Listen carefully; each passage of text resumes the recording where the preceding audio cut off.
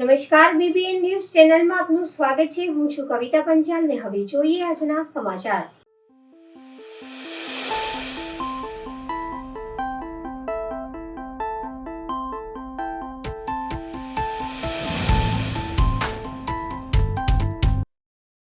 30 કલાકથી પણ વધારે સમયથી વરસાદ ઓછો થયો હોવા છતાં વડોદરાના પાણી ઓછા થતા નથી, તેનું કારણ શું?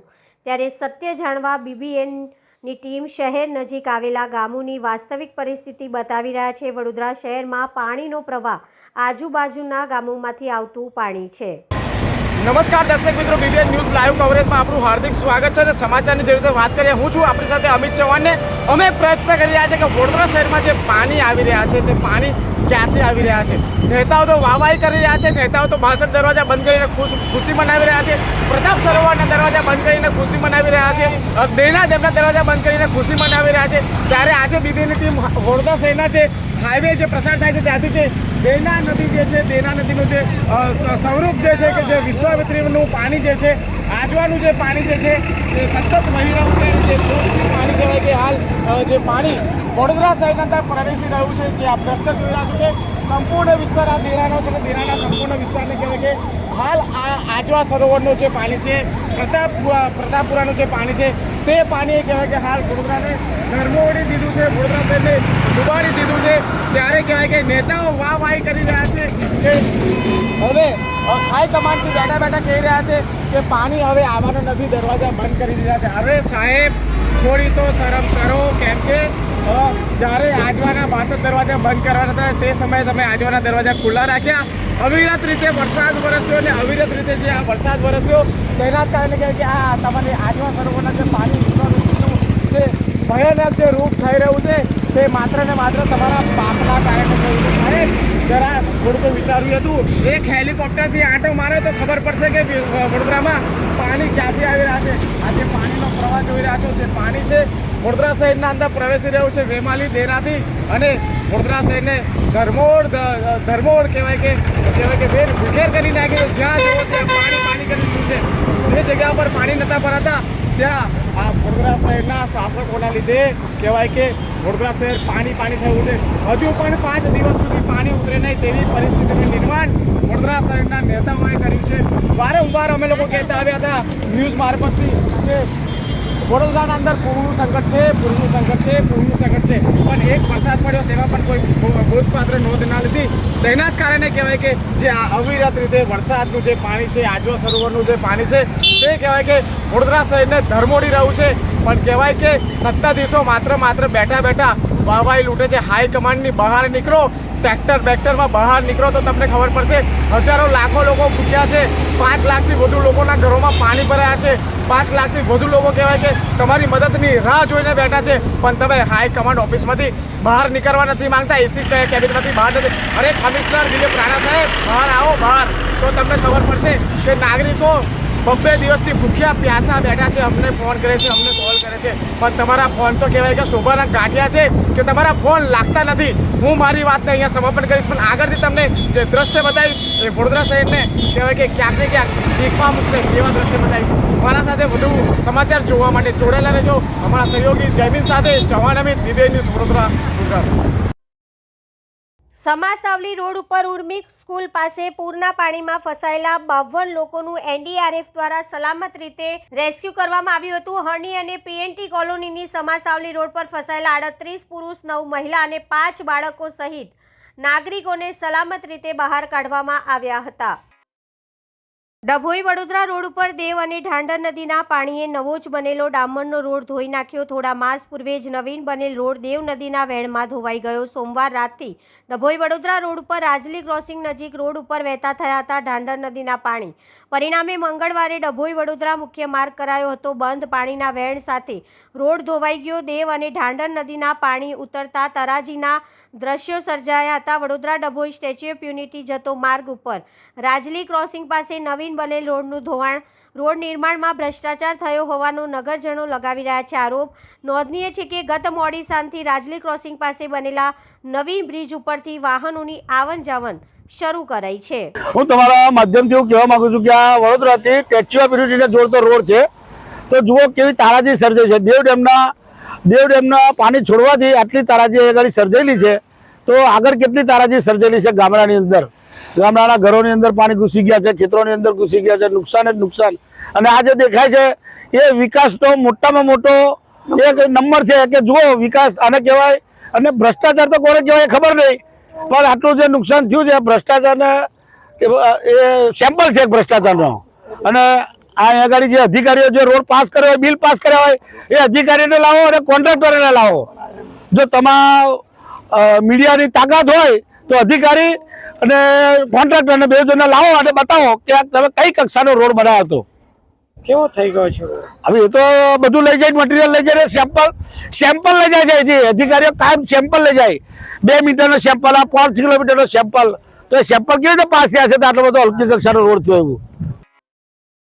અલખધામ શ્રી રામદેવ પીર ભગત પરિવાર દ્વારા શ્રી કૃષ્ણ જન્મ ઉત્સવની ઉમંગભેર ઉજવણી કરવામાં આવી. અલખધામ શ્રી રામદેવ પીર મંદિર, ખોડિયારનગર, વડોદરા શહેર ખાતે શ્રી કૃષ્ણ જન્મ ઉત્સવની ઉત્સાહભેર રંગેચંગે ઉજવણી કરવામાં આવી.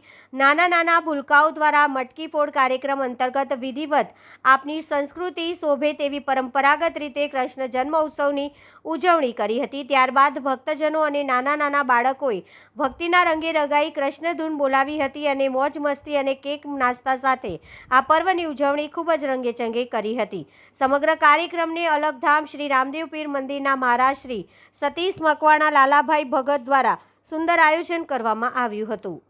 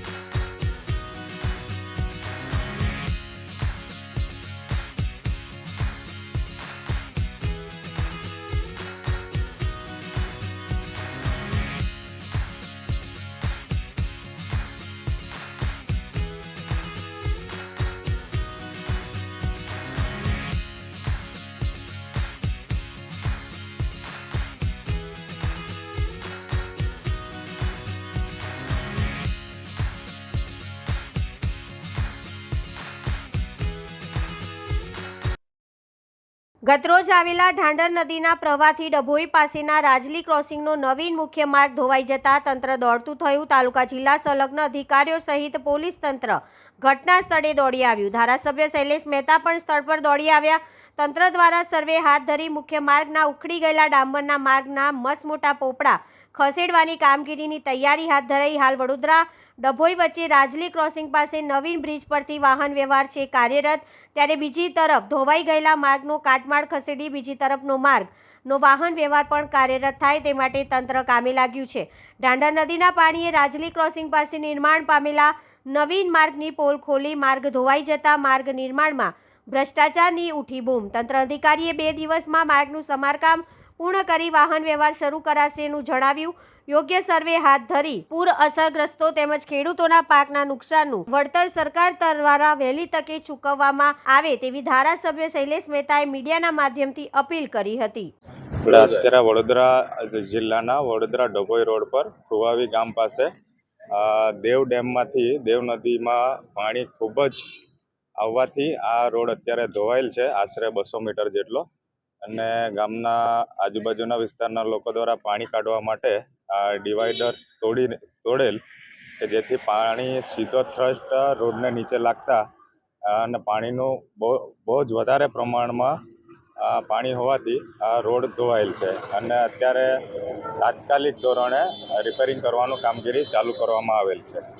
ડાયવર્ઝન કઈ બાજુ આપેલું છે અને શું છે પરિસ્થિતિ હાલમાં? કેટલા સમયમાં રોડ તૈયાર થશે? લોકોને આ રોડ ફરીથી ક્યારે વાપરવા મળશે? અત્યારે હાલમાં આ રોડ 4 લેન છે, તો અત્યારે ટ્રાફિક સિંગલ લેન પર કરી દીધો છે. ટ્રાફિક મૂવમેન્ટમાં કોઈ પ્રોબ્લેમ થતો નથી અને લગભગ 1 થી 1.5 દિવસમાં આ રોડ ચાલુ કરવાની ગણતરી છે. અને જો વરસાદ રોકાઈ જાય તો વહેલો થશે, પણ જો વરસાદ ચાલુ રહેશે તો થોડું 1 કે 2 દિવસ થાય એમ છે. દેવડેમમાંથી જે રીતે પાણી છોડવામાં આવ્યા એના કારણે આજે આ ડભોઈ વડોદરા મેઇન રોડ પર નુકસાન થયું છે. કારણ કે જે રીતનો ફ્લો હતો એ નદીના વેણ કરતાં પણ મોટું વેણ અહીંયાથી પસાર થતું હતું ગઈકાલે, અને એના કારણે ડિવાઈડર પણ તૂટી ગયા છે, રસ્તાના પણ પોપડા ઉખડી ગયા છે અને લોકોના ઘરોમાં પાણી ઘૂસી ગયા છે. સાથે સાથે જે અહીંયાના ખેડૂતોની જમીનો છે, ખેતીના પાકોને પણ ખૂબ જ મોટું નુકસાન થયું છે. અત્યારે પલાસવાડા, ભીલાપુર બધે સરપંચ અને તલાટીઓ નીકળીને સર્વે કરી રહ્યા છે, પણ સાથે સાથે સરકારને વિનંતી છે કે જે ખેડૂતોના પાકને નુકસાન થયું છે એમનો પણ સર્વે કરવામાં આવે અને એમને પણ યોગ્ય વળતર આપવામાં આવે. કારણ કે આ કુદરતી આફત છે ને આફતમાં નાના માણસોને વધારે નુકસાન થઈ રહ્યું છે, ત્યારે આ તમામને સરકાર તરફથી મદદ રહે એ પ્રમાણે આપના મારફત પણ વિનંતી કરું છું. અને આ તકલીફોનું બંધ થશે ત્યારે સરકારમાં લેખિત પણ રજૂઆત કરીને અહીંના ખેડૂતોને ન્યાય મળે એવો પ્રયત્ન કરીશું. વડોદરામાં પૂરમાં ફસાયેલા લોકોને સેનાનો સહારો. હરણી વિસ્તારમાં આર્મીનું રેસ્ક્યુ ઓપરેશન. આર્મીએ હેલિકોપ્ટરથી લોકોને એરલિફ્ટ કર્યા. સનરાઈઝ બંગલોઝમાં કલાકોથી ફસાયા હતા લોકો. વડોદરામાં આર્મીની 4 ટુકડીઓ રેસ્ક્યુમાં જોડાઈ.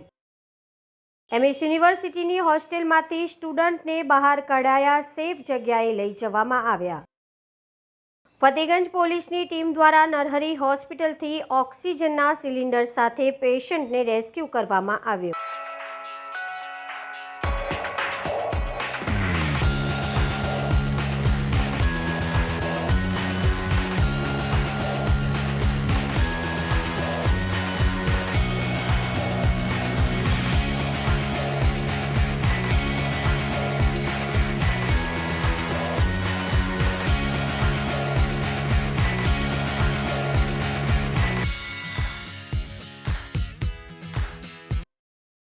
ભારે વરસાદના લીધે સમગ્ર ગુજરાત પાણીમાં ડૂબ્યું છે, ત્યારે દર્શકો તમને વડોદરા શહેરના અલગ અલગ વિસ્તારના પાણીથી થયેલ પરિસ્થિતિ બતાવીએ. ચાલો જોઈએ અલગ અલગ વિસ્તારની પરિસ્થિતિ.